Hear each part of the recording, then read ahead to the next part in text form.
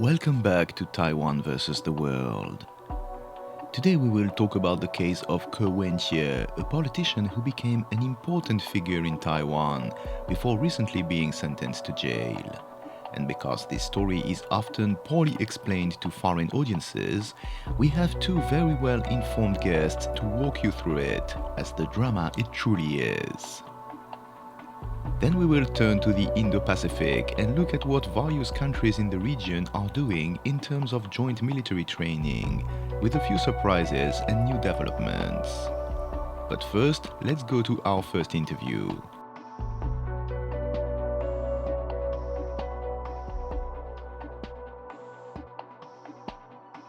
Today we are going to talk about a case that has kept a lot of Taiwan's attention, the legal issues met by Ko Wen-je, the former mayor of Taipei and founder of the Taiwan's People Party, which is the third party here in Taiwan.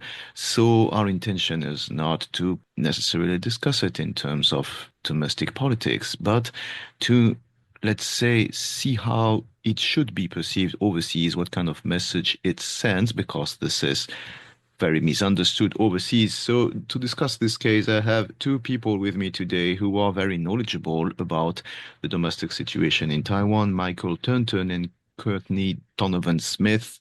Gentlemen, welcome. Hey, great to be here. Gentlemen, if I can ask you to introduce yourself briefly, maybe Michael first. Hello, my name is Michael Turton. I lived in Taiwan for almost 36 years, and I've been writing on it for most of the time that I was there. I currently write a column on Taiwan politics, history, and culture every Monday and Thursday in the Taipei Times. I've lived here for about the same amount of time as Mike. I currently I have a column in Taipei Times on Thursday and Saturday. I'm also the Central Taiwan News correspondent for ICRT, co-publisher of Compass Magazine, and I do some other things as well, like organize rock festivals. Fantastic. So, circling back here to the topic of the day, Ko Wen-je, as I said, is quite important figure in Taiwan. He was mayor of Taipei, then created his own party, the Taiwan's People Party, ended up third at the last presidential election. His party got enough seats to result in a hung parliament, and it's a party that, let's say, is a bit difficult to position. We don't know exactly if it's closer to the DPP or the Kuomintang. It seems to act like it's closer to the Kuomintang, but at the same time, it's not. What we really want to do today is try to clarify this for a foreign audience, because we know that this is typically the kind of things when they are reported overseas that are not very clear. So to start, how can we describe Mr. Ko and his party? He's been controversial for quite some time. He originally became controversial for two very separate things. One is that he came to the public eye initially because he was involved in several high-profile medical cases. And he was also involved in the process of determining whether or not former President Chen Shui-bian, who was convicted of corruption, deserved a medical parole. Now, Ke frequently talked about how much he did like Chen Shui-bian, and he did get his medical parole. So, when he entered politics right around the time, just before the Sunflower Movement, he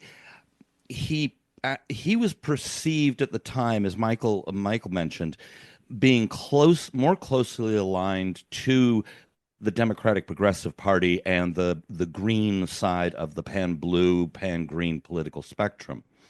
So he had one image when he ran for mayor of Taipei in 2014. Now he was actually looked into joining the DPP to run as their candidate, but in the end decided to run as an independent.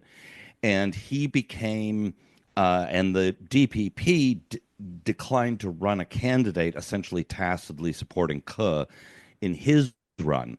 When he ran for re-election, however, in 2018, the DPP and him had broken.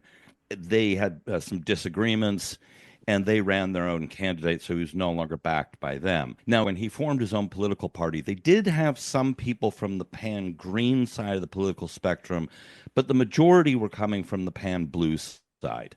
Um, in the early days, and then it shifted almost entirely to people from the pan blue side.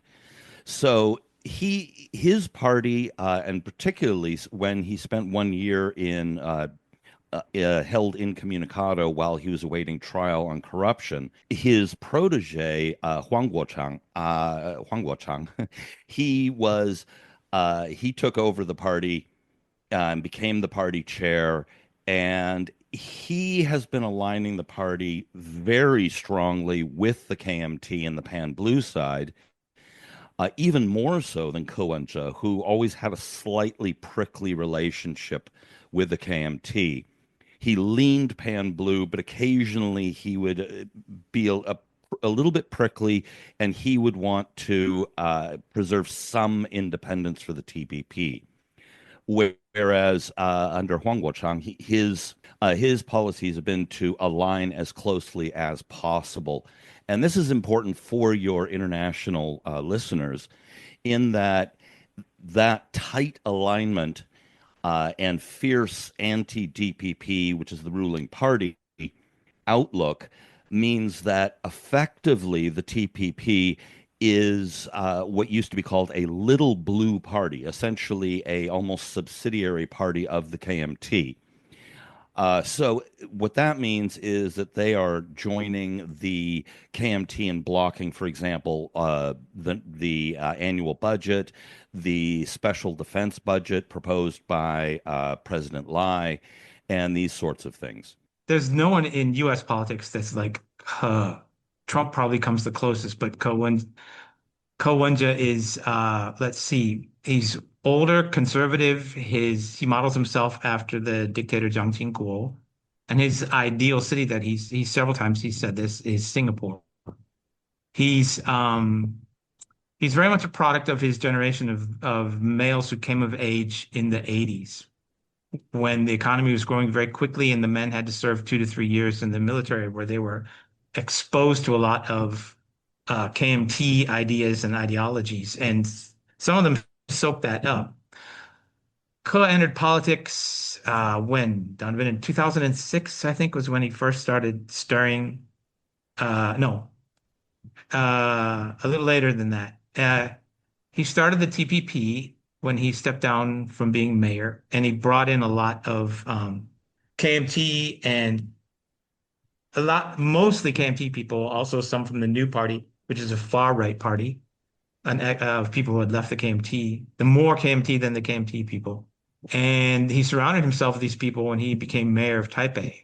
So he went through a long process. I believe originally he started as green, and then he shifted as he became mayor of Taipei over to the blues. That's how I see him.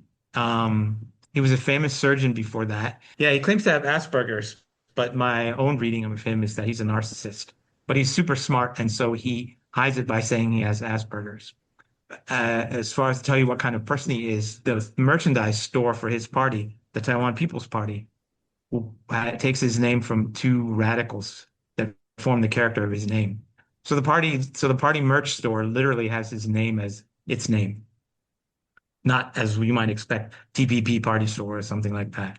He says things like, for example, on social housing, he says people wanted to have social housing with 3 bedrooms for families that had lower incomes.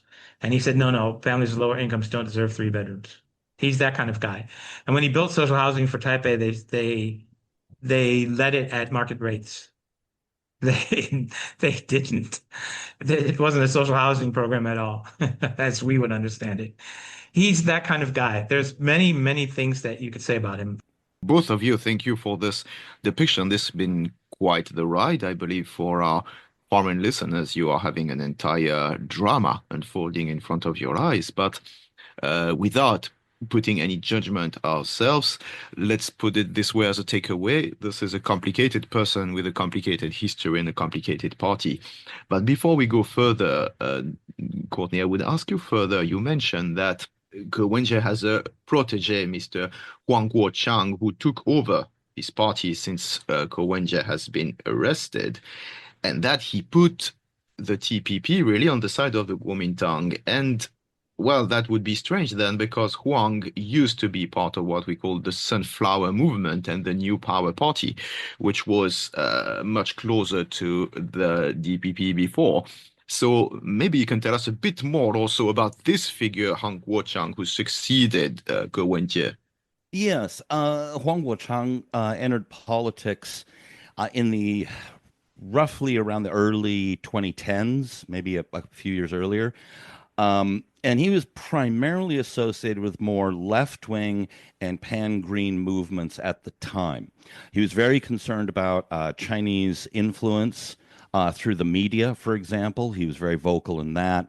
And the Sunflower Movement, of course, was dedicated to opposing the then President Ma Ying-jeou's Cross-Strait Services Pact, which he had negotiated with China, which would have opened up vast parts of the Taiwanese economy to China, including crucial infrastructure, finance, health, telecommunications. All of these could have been invested in, infiltrated, and controlled by the Chinese side, which of course would have been quite the national security risk for Taiwan's ongoing independence. So he and a lot of other activists stormed the legislature and held it for a couple of weeks to halt the legislative process on that. Now, since then, he has moved very much in the opposite direction politically on most subjects. He has had a few direct through lines from those early days, but the one, for example, judicial reform. But for the most part, he's taking almost opposite stances to what the stances that actually made him famous in the first place. And so there are a lot of people on the pan-green side or the pro-DPP side who feel that he has betrayed them, they've betrayed the movement.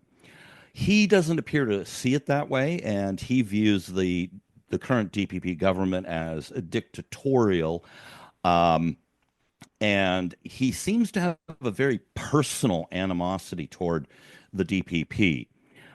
So it really does seem to be a very personal thing for him. There are some legitimate complaints, certainly, about the DPP, but this seems to go beyond mere criticism when you're referring to a government as dictatorial and his movement uses a lot of terms like fascist and so on and so forth. Well, he seems very free to express himself for someone who lives under a dictatorship, indeed. But again, this is very much of I mean, this is stranger than fiction here. Like you said, this sounds very personal when it comes to Mr. Huang. So it's really almost like we're watching Netflix here. And so, like, for example, and Michael, please feel free also to input on Huang if you so desire. I remember that Huang was also an important figure in same-sex marriage and LGBT rights in Taiwan. So is this something that he gave up on now? Well, that movement is not currently a big public thing right now. So it's hard to say whatever it meant to Huang. I mean, Huang's an opportunist. So you might recall that he was with the New Power Party first and then switched over to the TPP when the New Power Party fell apart. I would say that Huang simply latches onto whatever is happening and uses that to increase his profile. The interesting thing for me, the comments about him, about blah, blah, blah. The comments about Lai being a dictator, the interesting thing to me is that they go back 20 years with the KMT. Not only has, not only has, not only has he aligned his party with the KMT. He's picked up the KMT's modes of speech and propaganda as well. Clearly, Lai is not a dictator. So when you make a comment like that, that the DPP are Nazis or fascists, what you're really doing is, because it's obviously insane, you're signaling loyalty to the cause. You're not actually describing reality. You're signaling how far you're willing to go to support whatever it is you're supporting. A lot of us, I don't know how Donovan feels. I don't think I've ever asked him, but a lot of us see the one of the TPP's goals is to replace the KMT as the blue party. And so it's aligning itself with the blue side. And a lot of DPP voters didn't see that going on in the 2024 election, even though they were warned and warned and warned. But I don't know if they'll be able to pull that off in another election, bring in a lot of DPP votes. Anyway, let's That's go an ahead. interesting, yeah, that's an interesting comment. And indeed, I mean, like there's tons of things we could criticize about the Lai administration, the DPP, but you have to stay reasonable and remember what a dictatorship really is. It doesn't need to be a dictatorship to be criticized, actually. And Courtney, what do you think about what Michael just said, that the end game of the TPP would be to replace the Kuomintang? Do you agree with that? Yes, I actually clearly remember Mike and I talking about this I'm on getting old. a video. Did we We really? did some we did Oh, some that was like videos three years ago, wasn't oh it? no, more than that. This would be the late Yeah. 2010s. Oh, But right. yeah, Yeah, yeah, yeah, yeah, yeah. it was becoming obvious at the time that Ko Wen-je was moving the party toward the pan-blue side. There was a kind of a political gap at the time where the KMT, and this is still largely true for the KMT, they had little to no or minimal youth support, whereas the DPP seemed to be monopolizing it. But there was a gap of younger voters or independent leaning voters, but preferred the KMT, or more importantly, because this is quite a common phenomenon in Taiwan, is there's a certain percentage of the population that, for historical reasons, absolutely hates the DPP, regardless of what they say or do. In other words, and there's different historical reasons for different groups, but they will never vote for the DPP. So he was fishing for essentially the pan blues who were too young to like the KMT, or were independent leaning but pan blue who absolutely hated the DPP but weren't very happy with the KMT. And that was kind of his into the pan blue side of the political spectrum. And from there, it looked like his long-term goal. He was not unrealistic about this. It looked like his long-term goal was to slowly supplant the KMT by coming from more the grassroots and younger side of the political equation up into the pan blue side. He wasn't unrealistic. He was fully well aware that his new party, the Taiwan People's Party, which he founded in 2019, did not have anywhere near the resources, did not have the personnel, did not have the experience, did not have the people on the ground. So, this was more of a long-term goal, but you could see kind of strategically where he was moving. And it did appear that the long-term goal was to supplant the KMT on the Pan Blue side, but using this as a kind of wedge to get in there between the DPP and the KMT, and then hoping that demographically the KMT would kind of wither away through being uncool, unfashionable, and old, and that a lot of their supporters would just naturally die off because they were older. Yeah, this is, I think, something that foreign audiences need to be told, because way too often we read these surface level analyses that pretty much say the DPP is for independence, the Kuomintang is for China. That's an oversimplification. And especially when it comes to why people are voting for these two parties, because Taiwanese people have sometimes other motivations. So you got the Kuomintang still makes a lot of votes, and yet there's an extreme minority of people in Taiwan who wants to be a part of China. So how would that match? And well, I think we all observed this. A lot of people in Taiwan would vote for one party or the other, sometimes just because it's part of their social group or their uh, the network of influence to which they belong. And this is actually not different from what we observe in a lot of other democracies. In the United States, you've got some social groups or demographics who always vote for the same one.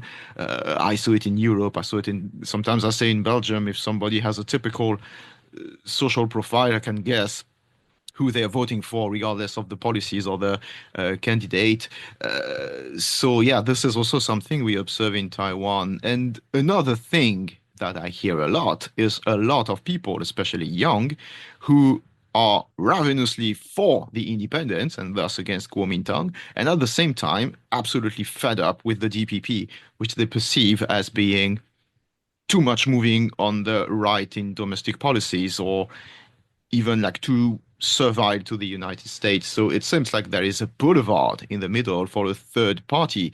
Uh, is that something that you observed as well? That's there's a boulevard in the center for maybe some economic issues. But every political party sooner or later has to confront the submit or die choice that China presents. And then you're going to be slotted into green or blue, depending on how you answer that question. There's no space for negotiating that.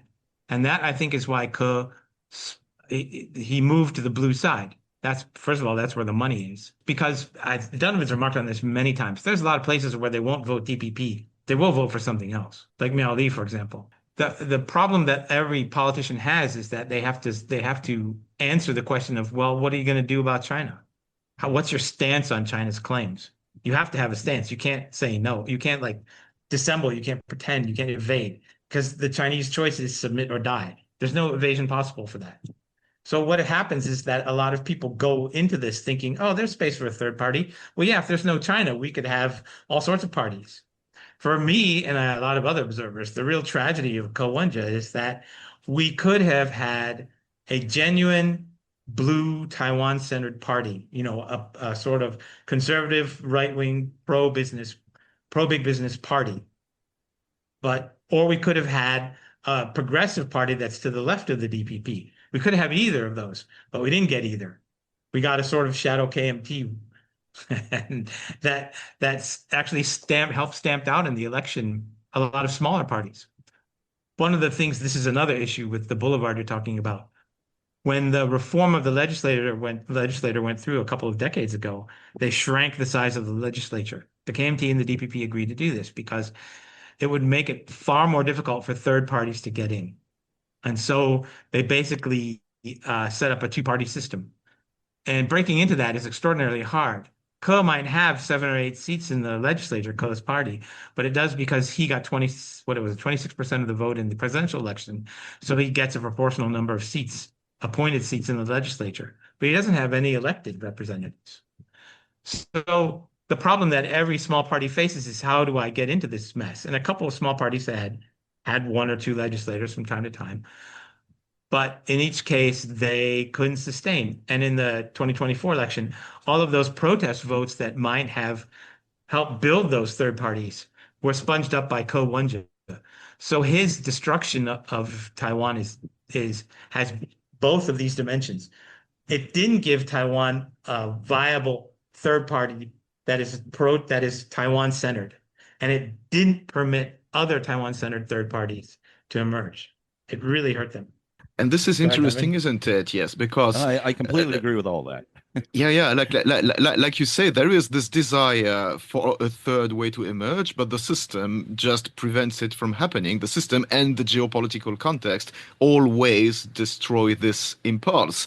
And what you say also is very true, is that at some point politicians always have to address the China issue. And I remember during his presidential campaign for a very long time, Ko Wen-je refused to say what he would do about China. And I heard a lot of people saying, like, Yeah. man, if you want to be president, you have to say it. Like, we can't elect someone's president if we don't know what he thinks about China. Maybe, Courtney, do you want to react to this? He kind of read between the lines, and he basically takes KMT stances. What I mean by this is, for example, when questioned about the 1992 consensus, now the 1992 consensus hits right at the cleavage that Mike is talking about. It specifically says that there is one China within that consensus, meaning that Taiwan is considered a part of one China. So either you believe Taiwan is a part of China or you don't. So the 1992 consensus, basically, the KMT's interpretation of it is there is one China, different interpretations by each side on the Taiwan Strait, which they mean the Chinese Communist Party has one interpretation and the KMT has another interpretation. The Chinese Communist Party has never accepted that formulation and just simply says there is one China, and that is the 1992 consensus for them. So neither side has been able to agree on that. Now, here's kind of where you can get to where Ko Wen-je's thinking is on this. The 1992 consensus is deeply unpopular, especially after the New Year's speech by Xi Jinping in 2019, where he appeared to tie the Hong Kong style one country, two systems to the 1992 consensus. And so, the KMT even objected to that, which, that because obviously what happened in Hong Kong, nobody in Taiwan wants that to happen here. So really, the 1992 consensus is a clear kind of dividing line between which side of the spectrum you're on. Ko Wen-je, but he basically said there is no market for the 1992 consensus. Yeah. By which it was pretty clear that he wanted to accept the 1992 consensus so he could get on with negotiating with China and doing business with China.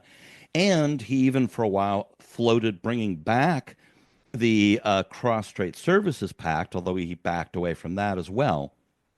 That ironically enough, both he and Huang Guochang became famous for opposing back in 2014 during the Sunflower Movement.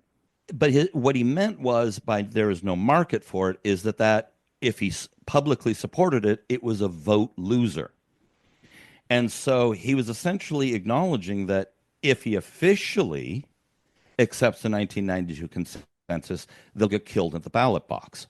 He was kind of saying he wanted the 1992 consensus, but refused to officially accept it, not because he disagreed with it, but because it would lose votes for him and his party. Yeah. He said that. I just looked it up. He said it in September of 2023. Mm-hmm. So that was right in the run-up to the election. So he was struggling, like every politician does, who doesn't want to come out and say they're pro-China. He was struggling to find a position, like you put it. But there just isn't one. So to illustrate something about what Mike was talking about this sort of about voters they're about these voters who absolutely hate the DPP, but they're not picking the KMT for ideological reasons. I'll give you an interesting example. Freddie Lim is the front man for the heavy metal band Phonic. And he initially ran as a New Power Party candidate. Now, he is explicitly and vehemently pro-independence for Taiwan. He's also very strongly to the left. So he is a very strongly left-wing and pro-independence candidate. It could be said that he was more DPP than the DPP. But he gets elected as a lawmaker in a very deep pro-KMT district in Taipei because he was not branded DPP. They didn't really care so much about his ideology or his background or his long hair or any of these other things. As long as he was not DPP, with that branding, he's electable. Yeah. So in theory, that demographic in that pan-blue district, you would think that ideologically they would be pro-unification or pro the KMT's ideology or pro-1992 consensus. But that's not actually what happened electorally. that sort of, I think, is an interesting demonstration of how the dynamic can work, domestically, and I think that illustrates, I think, what Mike was getting at. Yes, and that's very, very important indeed for foreign listeners to know this, because as you said, it's often misunderstood as just being people are pro-China when actually no, they're just against one party against the other. Now, Ko Wen-je has met with legal trouble. He's been jailed for quite a long time, and of course, his supporters are saying that the decision is politically biased and politically motivated. So, what do you think about this? Well, I think we can point out a couple of things. First of all, the initial case against him was filed by a KMT city councilor in Taipei. The knowledge that there were issues with Ke started appearing in the fall and during the election. The knowledge that there were serious corruption issues. It pops up in Rex Howe's book, for example, Taiwan. It's called Taiwan Unbound, and he discusses it there. But another thing is that when the day before Ke was arrested, his secretary fled to Japan, and she is one of the most trusted people in his life. He's known her since she was a little kid. She's related to I guess his wife or his mother or something, but she's a relative. He's known her for a long time, totally trust her. And the day before he was arrested, she fled to Japan and has not been heard from since. And that's where Ke's son was. And there were allegations that she was carrying a crucial USB stick with evidence, but also with access to money that she was going to give to his son. So flight in every jurisdiction is evidence of guilt. And it's very difficult for me, having watched this unfold, to first of all, it's Taipei city prosecutors. The idea that they're under the control of the DPP is kind of funny when you look back on the history of how they have been prosecuting DPP politicians for, decades. It's one of the sad things about Taiwan's authoritarianism is that many DPP politicians still have indictments hanging over them from the 80s to 90s and early 2000s, when the KMT was attempting to knock out the party by prosecuting its politicians. At one point, they called in, when was that, 2014? Under Ma, they indicted every DPP party secretary 5 in a row. So when you look at what the prosecutors have actually done compared to what's happened with Ke, and the weight of accusations and evidence, and unfortunately, the prosecutors, they always do this in high-profile cases. They decided to, someone in there, perhaps a prosecutor, perhaps not, decided to leak stuff. And this is a very common problem in high-profile cases. Stuff just leaks. And the media cultivates, probably they pay people to get information. At one point, they summoned a reporter for reporting about one of the USB sticks that was recovered in the investigation. So there's this mountain of evidence against Ke, but those two items for me really stand out. The flight of the secretary and the fact that the case, and a lot of the other TPP cases as well, were originated by the KMT. I think it's important to keep in mind, as Donovan and I were saying, that the TPP wants to replace the KMT, and the KMT wants to absorb all those politicians that it's lost to the TPP back into the KMT. And these are mutually incompatible goals, and the KMT will do things like launch cases. Let me add one more thing to that. When Ke was mayor, he surrounded himself with KMT people. So if he were engaged in corruption, they would know. It's the kind of thing that happens when you're a narcissist and you can't see that things could ever go wrong for you. Then you engage in corruption, even though all of your people have come from another party, and some of them are almost certainly spies, which Ke must know because he operated inside Taiwanese institutions, hospitals, universities for most of his life. He has to know how those institutions work. I agree with Mike on everything he said about that. I mean, I can add, I do think that the behavior of the prosecutors was bad, to put it mildly, with all the leaks. It was very unprofessional, and Yeah. you wonder about what were their motivations. And what the long detention. Go ahead. Sorry. But yeah, the problem is that we don't know what the motivations of the leakers were, or but you can keep that in mind without having to spin that into a giant conspiracy involving the president, because the case that they've been trying to make is that President William Lai is is trying to hunt down and kill his political opponents. But from a strategic standpoint, that makes no sense. President lies because Ko Wen-je made it a three-way race. It made it relatively easy for President Lai to win the presidential election in 2024.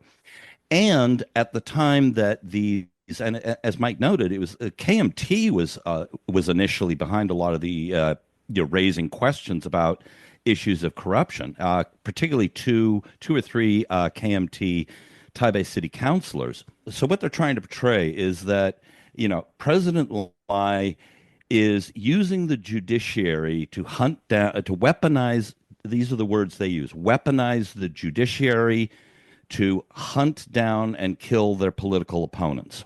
But if you look at Lai's strategy, particularly when this when Ko was arrested, the TPP and the KMT were not quite as closely aligned at the time, and strategically, Ko would have been reasonably likely to run for president again, and that has to do with the political system in Taiwan. In that, if you're a smaller party, you really want to have a presidential candidate for two reasons. One is that you get massive government subsidies for every vote you get as long as you're a viable candidate, meaning if you get 1% of the vote, I forget the cutoff now, they changed a little bit, but before it's either 3.5 or 5% of the vote. But if you get that, you get massive subsidies. And for an underfunded party like the TPP, you need that. The other thing is that the visibility in the media of a presidential candidate means that they can also stump for their party and for their candidates. And this is critically important when you're trying to campaign to get your party into the legislature. And those who get the proportional party list votes, they also get massive subsidies for that. So at the time, Ko would likely have run again. So why would Lai try to shut him down? It strategically makes no sense. It's theoretically possible. Obviously, Richard Nixon and Watergate was mind-blowingly stupid. But I don't see any evidence that President Lai is that stupid. So I think that yes, these like you said, yes, like you said, it is true. We spent a lot of time in this conversation showing that, in fact, Ko Wen-je and his party have been siphoning votes away, mostly from the KMT. So why would President Lai prevent him from doing that? Yeah, exactly. Yeah. All right. Well, Michael, Turton, Courtney, Donovan, Smith, thank you so much for your insights. It was definitely a fascinating drama, sadly entertaining, let's put it this way. And yes, thank you so much for being with us today. Oh, you're very welcome. Call on us again. Yes, it was great to be on. Thanks.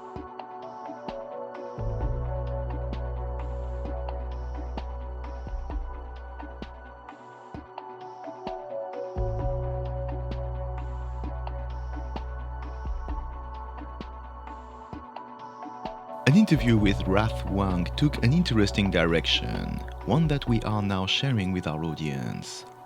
Rath was initially invited to talk about Salaknib 2026, a military exercise that took place from the 6th to the 17th of April and involved forces from Japan and the Philippines.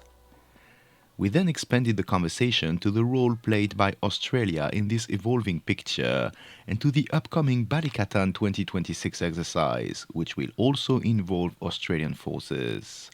The discussion was rich enough to be shared in full and offers a wealth of insights. Hi, my name is Rath. I'm a political analyst and media producer and journalist. I've lived in the US, Taiwan, Japan, and Thailand, and spend a lot of my passion and energy in Taiwan-China relations, peace and security in the region, as well as economics, finance, and other areas that pertain to the Asia Pacific and the Americas, as well as other parts of the Asia Pacific. And so you have observed something quite astonishing, which is a exercise jointly operated by the Japanese forces and Philippines forces, right? Yes, this is the first time since World War II or right after World War II in almost half a century that Japanese forces will be on Filipino soil to do joint combat exercises with the Philippines, as well as with some support with the U.S. forces on the ground there. So this is a historic moment where Japan and the Philippines are working together to strengthen local deterrence, especially against a growing and aggressive China in terms of its military forces, as both face a common threat in terms of military aggression coming from the PRC. And so, how did it come to happen? I believe Japan and the Philippines have always had a warm relationship, but there was less of a need because, each of the how would you say, U.S. allies in the region following a hub and spoke model, where I think the U.S. would be the uniting force, controlling the narrative in terms of how defense would work in the Indo-Pacific. But starting from the Biden administration and from uncertainty with the Trump administration, there have been more push from the U.S. and also, organic desire to beef up local deterrence from the host countries themselves, which in this case would be the spokes, where the US would be the hub. So the spokes would come together to work together more in deterring what they see as a common threat. Because, for the past several years, the China has been ramping up different types of warfare on the Philippines. We see lots of harassment in the South China Sea, or what the Philippine calls as the West Philippine Sea, the waters right next to the western shore of the Philippines. Since President Marcos Jr. Bongbong took office. So because of that, there's been much of a desire for the Philippines itself, and the Philippines has been more proactive in working with the U.S. and also regional allies such as Japan, which are aligned with the Democratic Alliance. And I believe to a certain extent, this involves Taiwan as well, even though Taiwan would come under Channel 2 in avoidance, or what most countries around the region would try to avoid or perceive to avoid China's wrath by directly or on a high profile basis deal with the government to government basis with the Taiwanese government here. So, there's been more cooperation with Japan, but also as us here in Taiwan, we also see more cooperation with the Philippines. So this is a good development for the region. I think it's driven by first the U.S., but also even more so the local desire in terms of working together against, a common threat. Okay, that's very interesting. And do we know more about the nature of the exercise? What exactly was done? So there are actually about almost 500 personnel that will join from Japan, and I think ultimately it could go up to a few thousand. So this is a big breakthrough for Japanese forces, given that they rarely go abroad. So this will signal to the Chinese that, the Japanese cannot be easily intimidated, and that they're actually doubling down on local defense. And as you and the audience may know, Japan in the past 6 months since Sanaya Takaichi took office, there's been a lot of wrath from China from her comment, which, did not break any protocol in terms of, what has been longstanding Japan defense policy when it comes to regional peace. In her comment that an armed invasion by China on Taiwan would be an existential threat to Japan, and that if the democratic forces will come and support Taiwan, in that case, Japan will ultimately have to be pulled in, and Japan may, support as it sees, appropriate. And this has been long-standing defense policy, but China took this as an excuse to sanction Japan, to, stop or strongly encourage its tourists not to go, cancel all Chinese operating airlines into flying into Japan, and other, restrictions on rare earth, and using its daily propaganda machine to attack the Japanese government. So this is a signal that even though China ramps up its intimidation, countries that do have a lot of firepower, especially Japan in the region, are not backing down. A bit more on the exercises. It's actually will be going on until May 20th. And Japan has mentioned that it will also participate in this year's Balikatan exercises, which is seen as the paramount of all joint defense exercises between the Philippines and the U.S. It's one of the largest scales. It's one of the most credible exercises in deterring, foreign forces around the Filipino waters. And as we all know, Taiwan's closest borders are actually with the Philippines and Japan, both of these two countries. So it's very significant for the region, especially for us sitting here in Taiwan. Balikatan, isn't that the exercise in which Australia took part also in the past? Correct. And Australia has mentioned that they'll be here this year as well. It's great you mentioned Australia because they'll join the Select Nip exercises as well, which is, the one that Japan is participating in that we just mentioned that, has not happened in about half a century. As you know, I used to work as a reporter in Australia for many years, and I remember, yes, hearing about this exercise, and I remember that it was also seen as very significant that Australia would be taking part in it.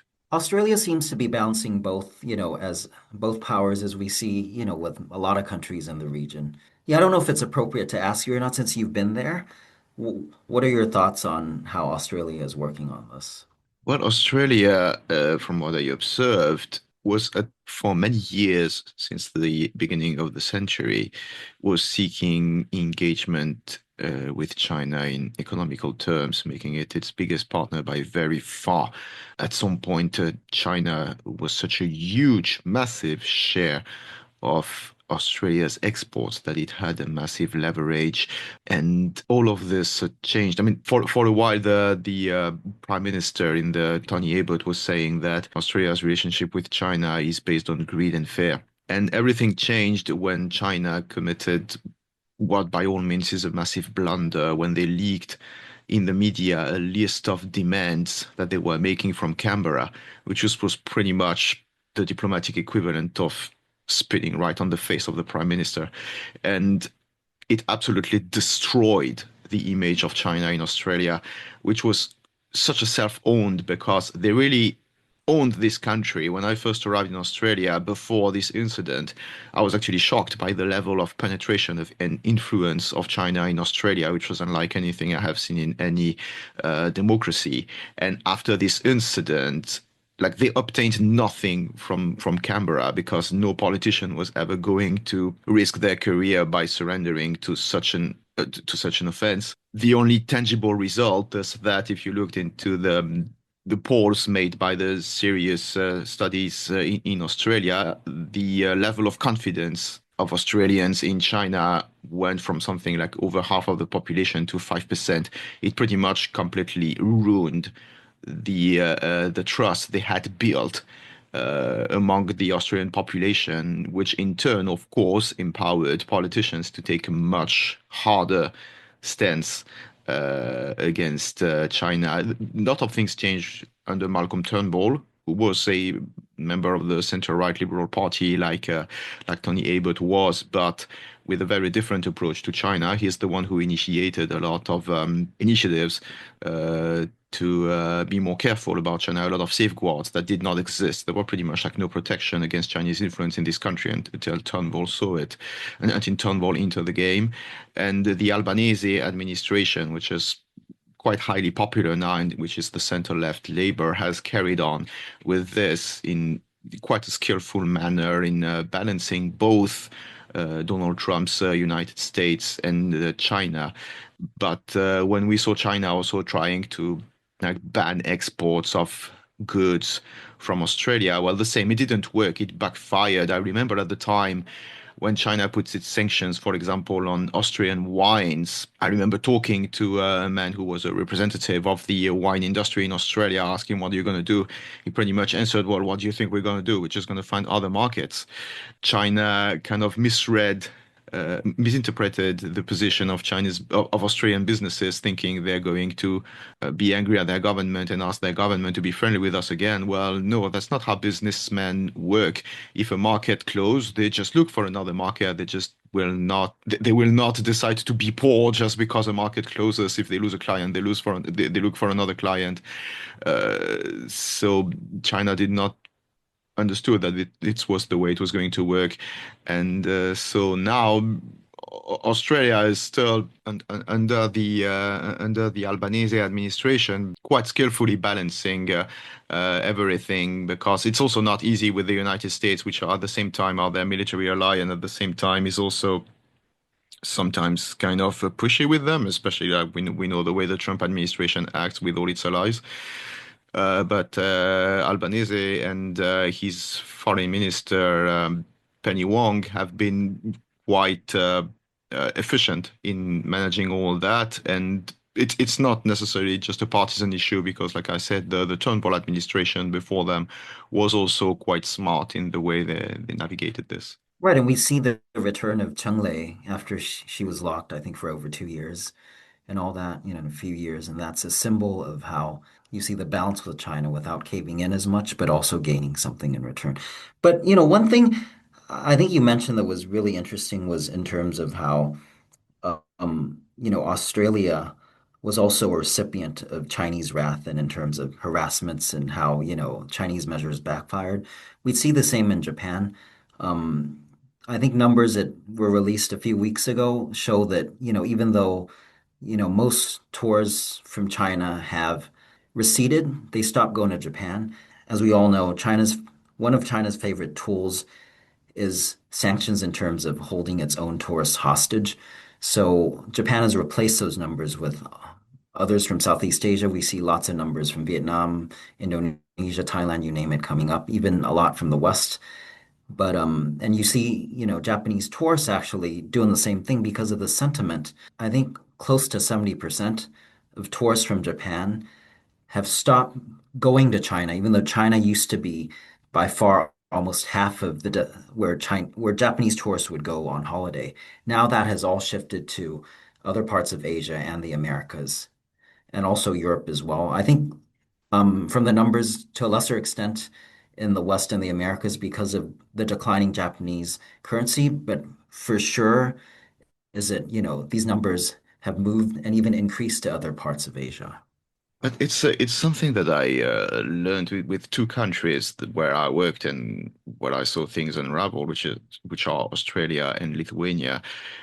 And even here in Taiwan, we can see it. The truth is, economic coercion doesn't work, in fact. It's very efficient in terms of narrative, in terms of signaling, in terms of scaring everybody through the media by saying, oh my God, they're going to trigger an economic collapse. But the truth is, in practice, it never works. It didn't work against Australia, it didn't work against Lithuania, it doesn't work against Taiwan, because I think this is a misunderstanding, like I said before, of the way that businessmen work, the way businesses work. These people don't surrender. They're just in it for the money. So if they can't make money with you, they'll just shrug and put their money somewhere else. They will always find a way But to get speaking of rich. another point, for sure, another point that I found interesting you mentioned was when you first went to Australia, you mentioned that, you were surprised by how infiltrated, the country was. And of course, Taiwan is right next to China and its number one target of China, of course, is Taiwan. So it wants to take over the country. But you've said, successive administrations from Turnbull to the Albanese administration have balanced China and have, tried to and have successfully pushed back on a lot of aspects. But do you see less infiltration now that, several successive governments have been tackling China? Well, now it's been a couple of years now that I haven't been to Australia. From the echoes that I received and from the eye I keep on the situation, I think the last corner of Australian society where Chinese influence is still very strong is in the academic world, especially because higher education in Australia made itself extremely dependent on Chinese foreign students. And the upper management of universities are not businessmen. They don't function with the same rules as businessmen, like I said before, people who are exporting wines or food or whatever. They couldn't care less about national security. They couldn't care less about managing their business and trying to find another market, since that's the way it is. Like it or not, Australian universities are functioning like businesses. They just pretty much sit on the manna of Chinese students, and they also accept a lot of trips to China where they are treated like royalties, which flatter their ego. And yeah, within this higher level of the academic world in Australia, you still have a solid grip from China. But from the rest, for the rest, I think there is a much more balanced situation now. Right, and interesting, how we look at the different types and forms that, China employs to coerce other countries in the region or even globally. Yeah, as you mentioned, Lithuania. And going back to the Philippines, I think, what was significant, left out a bit of context, is the Visiting Forces Agreement that was signed last year between, Japan and the Philippines. So I think this would precede what came this month and next month, as we're seeing, with the joint exercises here. So, I remember like when this came out last fall, Taiwan was also mentioning or hoping that, a similar agreement could be signed with them regional countries. And I think, it might not come in the same form of like a very high profile agreement, but we've seen lots of other restrictions being lifted. I think in Japan, in terms of certain equipment or certain defense critical technologies to Taiwan. So I think this is a positive sign that we see in the region, not just for the Philippines, but I think where, what are traditional U.S. allies coming together, without the hub at times, to take ownership of their own defense. Well, Rath, I think that's a very good conclusion to our conversation. And yeah, thank you so much for your insights on Japan and the Philippines. And thanks also for inviting the conversation to expand to Australia. I think that gives a very good perspective of what is unraveling in the Indo-Pacific region. Thank you, Julien. Yeah.